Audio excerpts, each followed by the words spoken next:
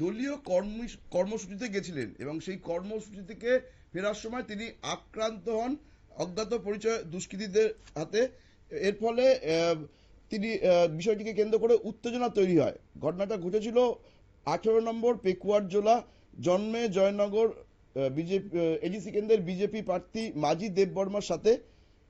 বুধবার দিন ওই বিজেপি প্রার্থী মাজি দেববর্মার বাড়িতে গিয়ে তার সাথে দেখা করলেন মুখ্যমন্ত্রী ডক্টর মানিক সাহা।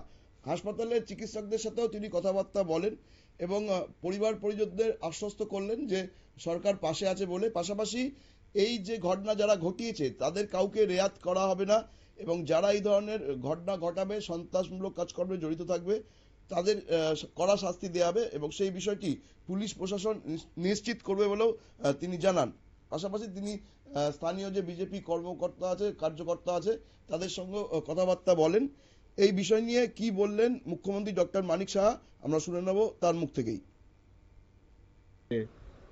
ওরা ওরা এই যে ঘটনা ঘটলো এর জন্য আরো বেশি কিন্তু ওরা ক্রোধ বেড়ে গেছে এখন। কাজে কাউকে মারপিট করে তার যে স্তব্ধ করে দেওয়া সেটা সম্ভব নয়। And he is a brave বয়। আমি ওকে বলেছি কালকে, মানে আমি যা যা করার হসপিটালে আমি বলে দিয়েছি দেখানোর জন্য, সব করে দেবে। ও সময় পাচ্ছে না এখন। তো এগুলো করে মানুষ, এগুলোকে ভালোভাবে নিচ্ছে না। দেখুন কি অবস্থা।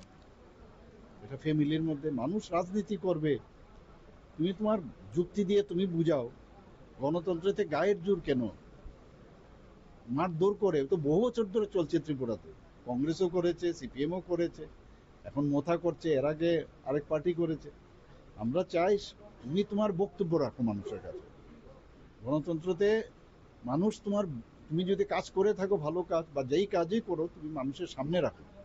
মারপিট করে, বাজার বন্ধ করে দিয়ে, আগে তো গুলতি দিয়ে মারতো, এখন তো মানে বন্দুকের নল থেকে গুলি ছুটছে এখন। তো এইভাবে করে কোনো অবস্থায় আমরা তো অন্তত ভারতীয় জনতা পার্টি স্যাক্রিফাইসের পার্টি।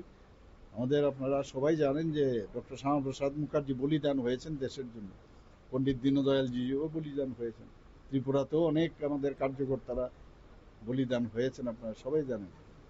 নিশিকান্ত চাকমা থেকে শুরু করে চানমোহন ত্রিপুরা সবাই। কাজে এর জন্য আমাদের এখানে কার্যকর্তারা ভয় পান না। জিরো টলারেন্সের নীতিতে আপনারা বিশ্বাসী, তবে সামনেই যেহেতু নির্বাচন আর 3 দিন বাকি, ভোটের দিন যে কোনো সন্ত্রাস তার বিরুদ্ধে কতটা ও যা করার আমরা প্রস্তুত আছি, যা করার করবে। নির্বাচন কমিশনকে বলা হয়েছে, আমাদের পার্টির থেকে গেছে এখানে, এবং দিল্লির নজরে সব আছে এবং কাউকে ছাড়া হবে না।